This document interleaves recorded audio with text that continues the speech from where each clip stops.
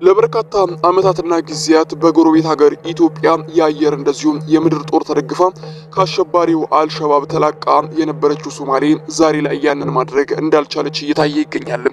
ከነግብጽ ጋር በፈጠረችው ሽርክና አማካኝነት የኢትዮጵያ ጦር ከሀገሬ ይውጣ ያለችው ሶማሊያ ዛሬ ላይ በርካታ አካባቢዎችና ግዛቶቿ በዚሁም አሸባሪ ኃይል ተከበው እንደሚገኙ የሚወጡ ሪፖርቶች ያመለክታሉ። ይህም ብቻ ሳይሆን አስከፊነቱም በርካታ የጦር ሎጂስቲክ የሚንቀሳቀስባቸው የድልድይ መስመሮችን ጭምር እንደተቆጣጠረባት ጭምር የሚወጡ ሪፖርቶች ያመለክታሉ። ለዚሁም ውድቀቷ ዋነኛ ምክንያት የሚሆነው እንደ ኢትዮጵያ ያሉም ትልልቅ ጦሮች ከቀጠናው እንዲወጡ ማድረጋቸው ጭምር እንደሆነ ይታወቃል። ሰላም ቤተሰቦች፣ ጄምስ ዲሎች ነን። የዕለቱን አጭር ዕለታዊ መረጃ ከሶማሊያ እንደዚሁም አልሸባብ ጋር የተያያዘ መረጃዎችን ይዘን ቀረብን። ለቻናላችን አዲስ ከሆናችሁ ሰብስክራይብ እንደዚሁም ቪዲዮ ላይክ በማድረግ ወደ ዕለቱ መሰናዶች እንድታልፉ ጋብዝን። በሶማሊያ መንግስት ላይ ጥቃቱን እያጠናከረ ያለው የአሁኑ አልሸባብ እጅጉን እያሰጋ እንደሚገኝ እየተነገረ ይገኛል።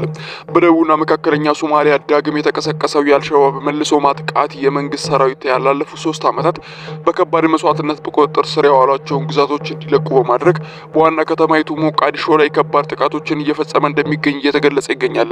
የሶማሊያ መንግስት ብዙሃን ጥቃቱ የደረሰው በፕሬዝዳንቱ ሐሰን ሼክ መሐመድና በፖለቲካ ተቀናቃኞች መካከል የተፈጠረውን አለመግባባት ተከትሎ ለሶማሊያ አፍሪካ ህብረት ተልእኮም ዓለም አቀፍ ድጋፍ እያሽቆለቆለ በመምጣቱ እንደዚሁም በብሔራዊ ጦር ሰራዊት ውስጥ ያለው ደካማ አደረጃጀት መሆኑ ጭምር እየተነገረበት ይገኛል። የአልሸባብ ጥቃት በየካቲት ወር በከፍተኛ ደረጃ ተጠናክሮ የነበረ ሲሆን ትኩረቱ የዋና ከተማይቱ ሞቃዲሾን አጎራባች በሆኑና በመካከለኛው ሂራን ክልል አካባቢ በሚገኙ የታችኛውና መካከለኛው ሸበሌ አካባቢ እንደሆነ ጭምር እየተገለጸ ይገኛል። አልሸባብ እንደ አውሮፓውያን አቆጣጠር በ2022 ጀምሮ በመንግስት ጦር ሰራዊት ተወስደው የነበሩትን በ3 ክፍሎች የሚገኙ በርካታ ወታደራዊ ከተሞችን ሙሉ በሙሉ እየተቆጣጠረና እየያዘ እንደሚገኝ እየተገለጸ ይገኛል። የሶማሊያ ጦር የሚደግፉት የአሜሪካ፣ የቱርክ እንደዚሁም የኢትዮጵያ አየር ኃይሎች ተደጋጋሚ የአየር ድብደባዎችን በሚያደርጉበት አልሸባብ ግን ማንሰራራቱን እንደቀጠለ እንደሚገኝ የሚወጡ ሪፖርቶች ያመለክታሉ። እነዚህ በታጣቂዎች ቁጥጥር ስር ዳግም የወደቁ ስፍራዎች በሞቃዲሾና በሸበሌ ክልል እንደዚሁም በተቀረው የሀገሪቱ አካባቢ ወታደሮችና አስፈላጊ ቁሳቁሶችን ለማጓጓዝ ወሳኝ የሚባል የንግድ መስመርና እንቅስቃሴ መስመር እንደሆነ ይታወቃል።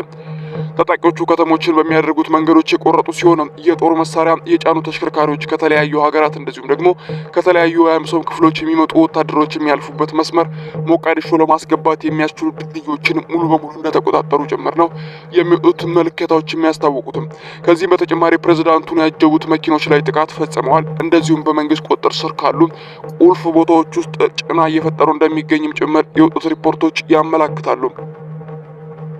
ሁኔታውን የበለጠ የሚያወሳስበው ደግሞ መንግስት ከምንም ጊዜውም በላይ ለአደጋው ተጋላጭ መሆኑ ጭምር እንደሚወጡት ሪፖርቶች ያመለክታሉ።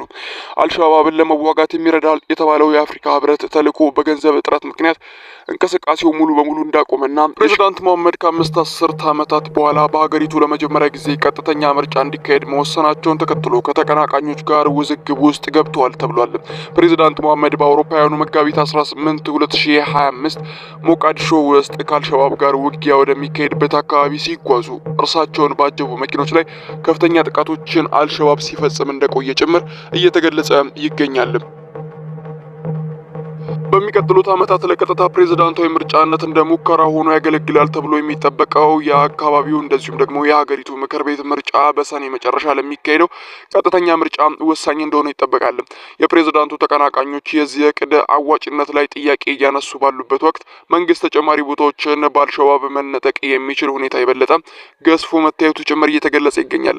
ይህ በእንዲህ እንዳለ በፌዴራል መንግስትና በክልሎች መካከል ያለው ስር የሰደደ የስልጣን ሽኩቻ የሰላምና የሀገር ግንባታ ሂደቱን ከፍተኛ የሆነ መስተጓጎል ውስጥ እንደከተተው እየተነገረ ይገኛል። በሶማሊያ በአልሸባብ ከባድ ጥቃት ከደረሰባቸው አካባቢዎች አንዱ መካከለኛው ሸበሌ ሲሆን እስከ ሚያዝያ 16 ድረስ ለሰራዊቱ ዋና የሎጂስቲክ ማዕከል ሆኖ ያገለገል አዳኔ አባል ጀምሮ በርካታው መንገዶች ሙሉ በሙሉ እንደተቆጣጠረ አልሸባብ ይዞት ወጣው መግለጫ ያመለክታል። የአዳል አባል በታጣቂዎች እጅ መውደቅ ለሰራዊቱና ለመንግስት ቁልፍ ቦታን ከመጣል ባሻገር ተምሳሌታዊ ውድቀት እንደሆነ ጭምር እየተገለጸ ይገኛል።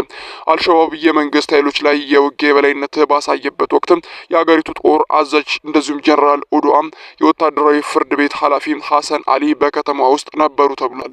ከተማዋ በአልሸባብ ቁጥጥር ስር ከመውደቋ አንድ ወር በፊት ፕሬዝዳንት መሐመድ በስፍራው በሚገኙ ወታደሮች አግኝተው ንግግር እንዳደረጉ ጭምር ይታወቃል። አሁን ላይ ከመንግስት ቁጥጥር ስር የሚገኙ እንደ ጆሃና ማህዳ ያሉ ዋና ከተሞች በመንገዶች በታጣቂዎች ቁጥጥር ስር መዋላቸው እንደዚሁም ስጋት ውስጥ መግባታቸውን ጭምር ገልጸዋል።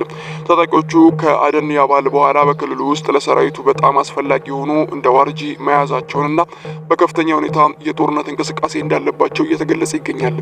መንግስት እንደ አንዳንድ የግል መገናኛ ብዙሃን የሀገሪቱ ስራ አካባቢ ቁልፍ የአየር ማረፊያ ቦታን መልሰው በቁጥጥራቸው ስር መዋላቸውን እንደዚሁም ጭምር ገልጿል።